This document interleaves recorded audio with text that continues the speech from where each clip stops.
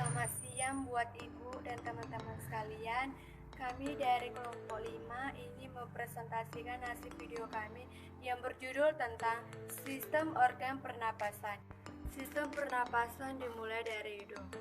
Udara dari luar akan masuk lewat rongga hidung yang disebut kafum nasalis. Udara yang masuk dari rongga hidung akan dibersihkan oleh rambut yang disebut silia.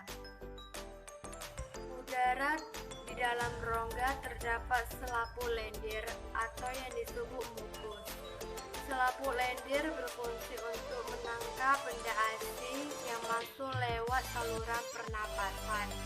Dalam rongga hidung juga terdapat indera pencium dan kongka yang mempunyai banyak kapiler darah yang berfungsi untuk mempertahankan kelembapan dan menghangatkan udara yang masuk.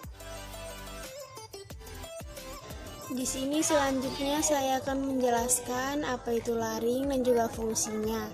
Laring adalah saluran pernapasan yang membawa udara menuju trakea.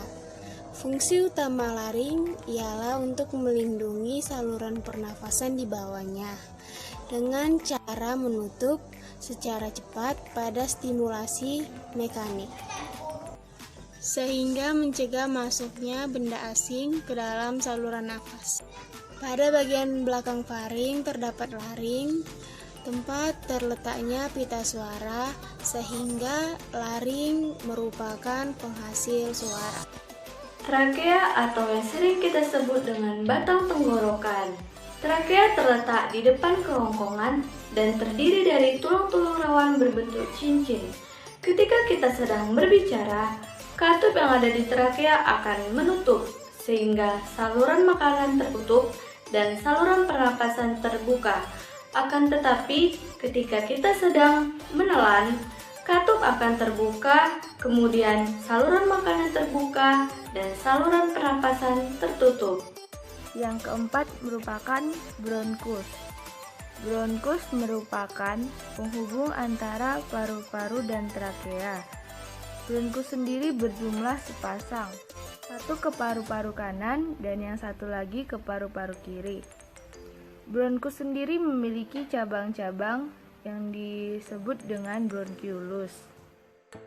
Pada beberapa orang, jika terjadi alergi pada bronkiolus, maka bronkiolusnya akan menjadi menyempit dan dilapisi oleh lendir, sehingga mempersempit saluran pernapasan. Maka gangguan ini disebut juga dengan asma. Bronkus merupakan penghubung antara paru-paru dengan trakea. Jumlahnya sepasang, satu ke paru-paru kanan dan yang satu ke paru-paru kiri. Bronkus memiliki cabang lagi yang disebut dengan bronkiolus. Bronkiolus adalah cabang dari bronkus yang merupakan jalur udara utama di paru. Lalu, apa fungsi bronkiolus? Dalam kehidupan sehari-hari, udara yang Anda hirup saat bernafas akan masuk ke paru-paru melalui bronkus. Namun, agar udara ini menyebar merata ke jaringan di paru-paru, diperlukan saluran yang lebih kecil lagi.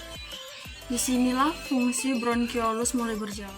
Udara yang masuk ke bronkus akan diteruskan menuju bronkiolus menuju alveolus. Alveolus adalah kantong udara yang menjadi tempat pengolahan udara.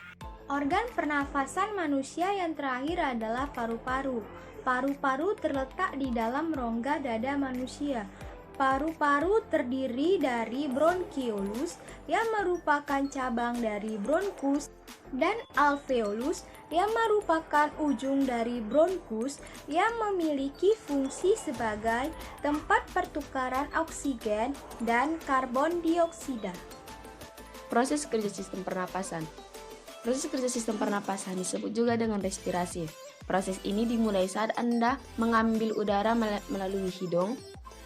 Saat menarik napas, diafragma dan otot-otot di antara tulang rusuk akan menyusut dan menciptakan ruang kosong dalam rongga dada.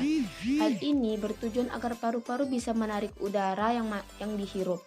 Setelah udara masuk dan sampai ke ujung trakea, udara akan melewati bronkus dan masuk ke dalam paru-paru. Setelah itu, udara akan mengulir ke bronkiolus dan terus mengecil sampai di ujung percabangan. ujung bronkiolus terdapat kantung udara kecil atau disebut dengan alveoli. Disinilah oksigen dan karbon dioksida bertukar tempat. Rongga dada akan mengendurkan otot diafragma hingga diafragma melonggar. Setelah itu, karbon dioksida akan bergerak naik ke atas untuk dikeluarkan melalui paru-paru dan dihembuskan melalui hidung.